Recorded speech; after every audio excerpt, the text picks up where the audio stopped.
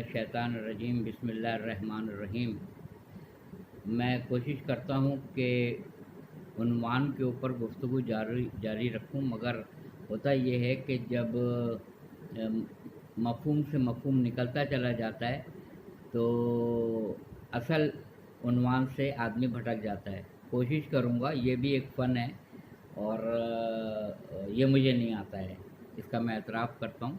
ये मुझे नहीं आता है कि जो उन्वान है गुफ्तगू उसी पैराए के अंदर, ज़्यादातर तो मेरी कोशिश होती है कि छोटी क्लिप बने और वही उन्वान मौज़ूअ बहस रहे जिसको मुंतखब किया गया है, इधर से उधर ना जाया जाए। आज की इस क्लिप के लिए जो लफ्ज़ मैंने मुंतखब किया है वो है वही इलाही, क्योंकि मेरी कुछ ऐसी वीडियो जो यूट्यूब पे हैं, मेरे कुछ जानने वालों ने उस पर एतराज़ किया था और उसमें मैंने सिर्फ ये बताया था कि जानवर में और इंसान में जो फ़र्क है वो अक़ल के आने की वजह से होता है। क्योंकि जानवर में हिस्स है, जबिल्लत पाई जाती है, हिस्स है, और इंसान में अल्लाह ताला ने अक़ल रखी है। तो जानवर से इंसान इसलिए मुमताज़ हुआ है कि उसको अक़ल जैसी दौलत अल्लाह ताला ने दी है। और इंसान में और नबी में फ़र्क इसलिए होगा कि नबी के पास अक़ल भी है, अक़ल कुल है, और वही इलाही का नुज़ूल भी होता है। कुरान मजीद में आयत है कि जिसमें हुज़ूर सल्लल्लाहु अलैहि वसल्लम इरशाद फरमा रहे हैं कि मैं तुम जैसा ही बशर हूँ, मगर फ़र्क यह है कि मेरे पे वही आती है, यानी तुम पर नहीं आती। तो मैंने उस क्लिप में यही कहा था कि जितना फ़र्क जानवर में और इंसान में अक़ल के आने से होगा, उतना ही फ़र्क इंसान में और नबी में वही इलाही के आ जाने से होगा। तो उसमें बहुत सारे लोगों ने एतराज़ किया। उन्होंने कहा कि हज़रत मूसा अलैहिस्सलाम की माँ पे भी वही आई थी, शहद की मक्खी पे भी वही आई थी, तो आपकी ये दलील समझ में नहीं आई। तो मैं बता देता हूँ, कुरान मजीद से बाहर इंशाअल्लाह ताला नहीं जाऊँगा। कुरान मजीद में ये तीनों, और कमेंट्स में आप अपने ज़रूर कमेंट्स दिया करें। अगर कोई कमी बेशी है तो कमेंट्स किया करें।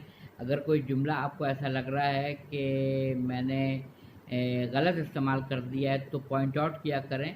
मैं बार बार अपने सुनने वालों से रिक्वेस्ट करता हूँ, भले से चैनल को सब्सक्राइब ना करें, मगर जो उसमें कमेंट्स का जो कॉलम होता है, जगह होती है, वहाँ पे कमेंट्स में ज़रूर दिया करें कि ये जुमला गलत था या ये बात गलत थी, ताकि मैं इस्लाह कर सकूँ अपनी। सब्सक्राइब करने से इस्लाह नहीं होगी, पॉइंट आउट करने से इस्लाह होती है। तो उसमें आप लिख दिया करें कमेंट सेक्शन में कि ये चीज़ आपने इक़रार साहब गलत पढ़ी है, ये ऐसी नहीं है बल्कि ऐसे है। तो कुरान मजीद में आयत मौजूद है कि जिसमें परवरदिगार आलम का इरशाद गिरामी है कि जब मैं किसी से बात करता हूँ तो बात करने के मेरे कुल 3 तरीक़े हैं। 3, या तो मैं वही इलाही के ज़रिए बात करता हूँ, या मैं पर्दे के पीछे से गुफ्तगू करता हूँ। यहाँ तक आयत है, पर्दे के पीछे से गुफ्तगू करता हूँ, कलाम करता हूँ, या कोई चीज़ इल्क़ा कर देता हूँ।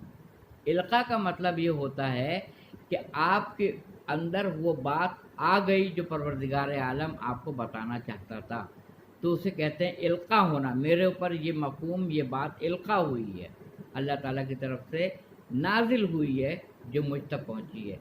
तो या वही के ज़रिए कलाम करता हूँ, या पर्दे के पीछे से कलाम करता हूँ, या बात को इल्क़ा कर देता हूँ। अच्छा, जहाँ तक ये बात रही कि शहद की मक्खी पे वही की, ये है कुरान मजीद में। अब ये भी एक अलग उन्वान है, कौन सी शहद की मक्खी पे वही की है? शहद की मक्खी और जो उसकी यासूब होती है, यासूब यानी सैयद और सरदार जिसे हम कहते हैं, मलका यानी शहद की मक्खियों की जो मलका है उसको यासूब कहते हैं, यासूब। तो कोई पर्टिकुलर ख़ास किस्म की थी जिसके ऊपर वही की गई, या हर दौर में उसकी मलका पे वही की जाती है, या ये वही का सिलसिला वही है کہ جو غدیر خم کے میدان میں من کنت مولا فہذا علی مولا کہا گیا تھا، اور رسول خدا صلی اللہ علیہ وسلم نے یہ کہا تھا کہ جس نے یہ سن لیا ہے وہ اپنے لوگوں تک اس کو نسلاً بعد نسلاً اس قول کو ٹرانسفر کرتا چلا جائے۔ تو کیا مکھیوں کے اندر شہد کی مکھی کی جو ملکہ ہے اس کو جو وحی کی گئی تھی وہ آنے والے دور کے اندر ٹرانسفر ہوتا گیا وہ پیغام؟ یہ غور طلب مفہوم ہے جس پہ غور کرنا چاہیے۔ بہرحال شہد کی مکھی پہ وحی آئی تھی۔ اچھا، پھر اس کے بعد سے حضرت موسیٰ علیہ السلام کی والدہ ماجدہ پہ وحی آئی کہ ان کو صندوق میں بند کر کے اور دریا کے حوالے کر دیا جائے، صندوق میں رکھ کے اس کو پانی کے حوالے سمندر برد کر دیا جائے، یعنی صندوق کو پانی کے اوپر رحم کرم پہ چھوڑ دیا جائے۔ تاریخ بتاتی ہے اگر سیدھے ہاتھ کی طرف پانی کا بہاؤ تھا تو صندوق الٹے ہاتھ کی طرف جا رہا تھا، اپوزٹ ڈائریکشن میں جا رہا تھا۔ یہ آپ قصص الانبیاء میں پڑھ سکتے ہیں کر کے۔ تو وحی الہی کا جو سلسلہ ہے، اب جیسے موسیٰ علیہ السلام کلیم اللہ ہیں، اللہ سے کلام کرتے تھے، 10 کمانڈمنٹس۔ آپ کوہ طور پہ گئے اور پورا واقعہ موجود ہے، روشنی دیکھی، اللہ نے آواز دی، قریب بلایا، کوہ طور پہ جا کے آپ گفتگو کیا کرتے تھے۔ تاریخ میں میرے علم میں نہیں ہے، اگر کسی کو پتہ ہو تو کمنٹس میں میرے معلومات میں اضافہ کریں کہ کیا اللہ اور حضرت موسیٰ علیہ السلام کے بیچ میں جبریل امی آئے تھے کبھی؟ اس لیے کہ وہ تو اللہ تعالیٰ سے براہ راست باتیں کیا کرتے تھے اور ان کو میسج ملتا تھا۔ جب انہوں نے کہا کہ جلوہ دیکھنا ہے، جلوہ دیکھنا ہے، لوگوں نے بہت ہی زور دیا ہے کہ اللہ کا جلوہ دیکھنا ہے، تو جس پہ پروردگار عالم نے کہا کہ آفتاب نہیں لا سکو گے، کوئی اس کو برداشت نہیں کر سکے گا۔ طارق نے کہا کہ موسیٰ علیہ السلام اپنے اصحاب کے ساتھ گئے اور جیسے ہی ہلکی سی تجلی ہوئی کوہ طور پہ، کوہ طور جل گیا، کوہ طور جل گیا۔ موسیٰ علیہ السلام بے ہوش ہو گئے اور اصحاب جو ان کے تھے وہ جاں بحق ہو گئے، ہلاک نہیں کہوں گا میں، جاں بحق ہو گئے۔ اس کے بعد آپ نے کہا کہ پروردگار، میں اپنی قوم میں جب پلٹوں گا تو کیا منہ لے کے پلٹوں گا کہ میں تو ان کو زندہ سلامت لایا تھا اور یہ تو اب جاں بحق ہو چکے ہیں۔ تو وہ دوبارہ زندہ ہوئے، تو اللہ تعالیٰ نے جو اپنا جلوہ دکھایا اس سے یہ 3 رد عمل سامنے آئے، طور جلا، موسیٰ علیہ السلام بے ہوش ہوئے، اصحاب جاں بحق ہو گئے۔ تو اب کہیں نہیں ملتا ہے کہ کسی فرشتے نے بیچ میں میسج دیا ہو یا گفتگو کی ہو۔ موسیٰ کلیم اللہ کہلائے، براہ راست اللہ تعالیٰ سے کلام کرنے والے۔ اب اللہ تعالیٰ جب قرآن پاک کی ایک آیت ہے سورہ رعد، ایک تو میں جب لوگوں سے یہ رات کہتا ہوں تو وہ لفظی نہیں سمجھتے ہیں، ہمارا یہ بڑا المیہ ہے کہ ہم قرآن پاک کے سوروں کے مطالب سے ناواقف ہیں، قرآن پاک کے سوروں کے نام کا مطلب نہیں جانتے ہیں۔ کتنے افسوس کی بات ہے۔ میں لوگوں سے سورہ زخرف پوچھتا ہوں، سورہ اعراف پوچھتا ہوں، سورہ زمر پوچھتا ہوں، سورہ عنکبوت پوچھتا ہوں، نمل پوچھتا ہوں، سورہ رات پوچھتا ہوں، بے شمار سورے ہیں، بے شمار، ان کے مطالب، سورہ بقرہ، کہتے نہیں پتہ۔ بہت افسوس کا مقام ہے، افسوس کی بات ہے کہ جب تک آپ کو ٹاپک نہیں سمجھ میں آئے گا تو نفس مضمون جو بیان ہوا ہے اندر وہ کیا سمجھ میں آئے گا؟ پہلے آپ عنوان کو تو سمجھیں، پھر اس کے بعد جس چیز پہ بات کی۔ سورہ مائدہ ہے 5واں سورہ قرآن مجید کا، مائدہ دسترخوان، اور دسترخوان بھی وہ دسترخوان جس پہ کھانا چنا ہوا ہو۔ خالی دسترخوان بچھانے کو اللہ تعالیٰ نے مائدہ نہیں کہا ہے، بلکہ وہ نعمتیں جو اس دسترخوان کے اوپر رکھی گئی ہیں اس کو کہتا ہے مائدہ، جس میں بلغ کی آیت ہے کہ اے نبی صلی اللہ علیہ وآلہ وسلم اگر آپ نے حجۃ الوداع سے واپسی کے موقع پہ غدیر خم کے موقع پہ آیا چاہیے، اگر آپ نے وہ پیغام نہیں پہنچایا تو آپ نے گویا کوئی پیغام نہیں پہنچایا، آپ نے کوئی کار رسالت انجام نہیں دیا یہاں تک۔ اور لوگ اس بات کو ماننے سے انکار کرتے ہیں، حقائق سے پردہ پوشی کرتے ہیں۔ نماز آ چکی، روزہ آ چکا، زکوٰۃ آ چکی، جہاد آ چکا، حج آ چکا، تبھی تو حجۃ الوداع سے واپس آ رہے تھے۔ اب کون سا پیغام ہے جو پہنچانا ہے؟ امر بالمعروف کہہ چکے، نہی عن المنکر بتا چکے ہیں، سب تو بتا دیا، تو پھر یہ کیوں آ رہا ہے بلغ، پہنچا دیجئے۔ اگر یہ نہیں پہنچایا تو کچھ نہیں پہنچایا۔ تو پھر وہ پالان شتر، یعنی اونٹ کے اوپر جو لکڑی کا وہ کجاوا ہوتا ہے، وہ ایک کے اوپر ایک رکھا گیا اور اس کے اوپر چڑھ کے آپ نے مولا علی کی ولایت کا اعلان کیا، من کنت مولا فہذا علی مولا، یہ تھا اس کے بعد سے۔ تو وحی الہی جو ہے وہ اس قدر اہم عنوان ہے، اس قدر اہم عنوان ہے کہ جس کو سمجھنا بہت ضروری ہے۔ میں بھی تم جیسا ہی بشر ہوں، سوتا ہوں، کھاتا ہوں، پیتا ہوں، چلتا ہوں، اولاد مجھے ملی، گھر بار ہے، سب نعمتیں ہیں، سب جو تم کرتے ہو، جو تمہیں چاہیے ہوتا ہے، وہ میں بھی استعمال کرتا ہوں، میں بھی ان نعمتوں سے سرفراز ہوں۔ تو بس جیسے تم بشر ہو ویسے ہی میں بشر ہوں۔ بشر کی جو ریکوائرمنٹ ہوتی ہے، جو تمہاری ہے وہی میری ہے، بس فرق یہ ہے، فرق کہ میرے پہ وہی آتی ہے، تم پر وہی نہیں آتی۔ ایک آیت آپ کو بتاتا ہوں، سورہ رعد، 13واں سورہ قرآن مجید کا، رات، رے این دال رات، رات مطلب بجلی۔ اور سورہ رات کو پڑھنے کے بعد سے اس آیت کو دیکھیے گا جس میں آیت ہے کہ ملائکہ اور رعد، یعنی ملائکہ اور بجلی مجھے سجدہ کرتے ہیں۔ یہ آیت ہے، ملائکہ اور رعد، بجلی مجھے سجدہ کرتے ہیں۔ بجلی اللہ کو سجدہ کرتی ہے۔ اور بہت لمبا ٹاپک ہے، بہت ہی لمبا ٹاپک ہے، میں کہاں تک اس کو بیان کر سکوں گا، بہت مشکل ہے، بہت مشکل ہے۔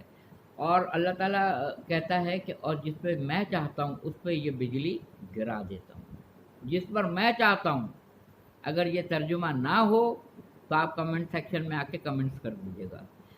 جس پہ اللہ تعالیٰ نے کہا ہے کہ یہ رات، بجلی اور ملائکہ مجھے سجدہ کرتے ہیں، اور جس پہ میں چاہتا ہوں یہ رات، یہ بجلی گرا دیتا ہوں۔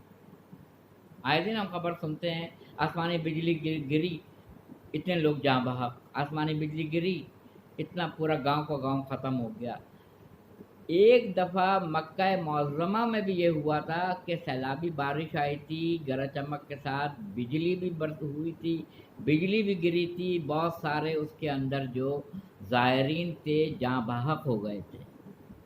اب غور طلب بات یہ ہے کہ مقام مقدسہ ہے، بارش سب جگہ آتی ہے، سیلابی بارش ہر ملک میں یہ ایسا واقعہ ہوتا ہے، مگر میں کیا کروں کہ بجلی کے لیے اللہ تعالیٰ نے رات کے لیے کہا ہے کہ جس پہ میں چاہتا ہوں اس پہ میں گرا دیتا ہوں۔ مقام اتنا اعلیٰ، زائرین، بیت اللہ کا طواف، اس پہ آسمانی بجلی گر گئی، کیا کیا جا سکتا ہے؟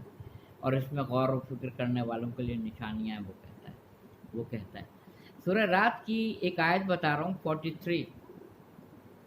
43 نمبر کی، 43 نمبر 43 کی آیت ہے، آپ جا کے مشاہدہ کر سکتے ہیں۔ بسم اللہ الرحمن الرحیم، قل کفی باللہ شہیدم بینی و بینکم ومن عندہ علم الکتاب۔ اے رسول آپ پریشان نہ ہوں، آپ غمگین نہ ہوں، آپ افسوس نہ کریں، بس قل کہہ دیجئے کہ آپ کی رسالت کی گواہی کے لیے 2 گواہ کافی ہیں، ایک اللہ اور ایک وہ شخص جس کے پاس کتاب الہی کا پورا علم کافی ہے۔ صفت بتائیے، ایک اللہ اور ایک وہ جس کے پاس کتاب الہی کا پورا علم ہے، وہ گواہی کے لیے کافی ہے۔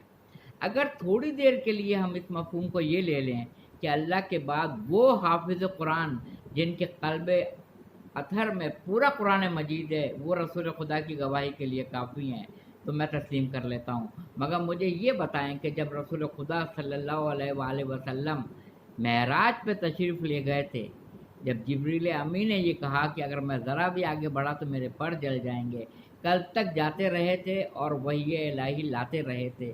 आज मलाइका को, मलक को पीछे रह जाना है, बशरियत को, मखदूद मलाइका को, अशरफुल मखलूक़ात को आगे बढ़ जाना है। तो हद पहचानते हुए जिब्रील अमीन पीछे रह गए, रसूल खुदा बुर्राक पे से आगे बढ़ गए और इतने बड़े, इतने बड़े, इतने बड़े कि आपको ये क़ससुल अंबिया में है कि नालैन समेत आ जाइए, और इतने करीब परवरदिगार आलम से हो गए कि काबा कौसैन व अदना, यानी दो कमान जो होता है, तीर को अगर निकाल दें, कमान में जैसे ही तीर हम डालते हैं और खींचते हैं तो ये वाला भी हिस्सा नीचे आता रहता है और ये वाला हिस्सा भी नीचे आता रहता है, ऊपर आता रहता है। ये ऊपर की तरफ आता है, ये ऊपर से नीचे की तरफ मिलने के लिए आता है। जैसे ही आप इसको खींचेंगे, ये ऊपर वाला नीचे आएगा और नीचे वाला ऊपर जाएगा। तो अब्द माबूद का फासला था वा अदना इसलिए कहना ज़रूरी था कि अगर अदना नहीं कहते, इस्तेमाल नहीं होता, तो तय्युन हो जाता कि इस मुकाम पे खुदा है और इस मुकाम के ऊपर रसूल अकरम सल्लल्लाहु अलैहि वसल्लम आए। अल्लाह ताला किसी जगह पे अगर हम कहेंगे कि अल्लाह ताला यहाँ है, गोया दूसरी जगहों को अल्लाह ताला से खाली कर दिया हमने, और खुदा वो है नहीं जो किसी जगह से खाली हो और किसी जगह मौजूद ना हो।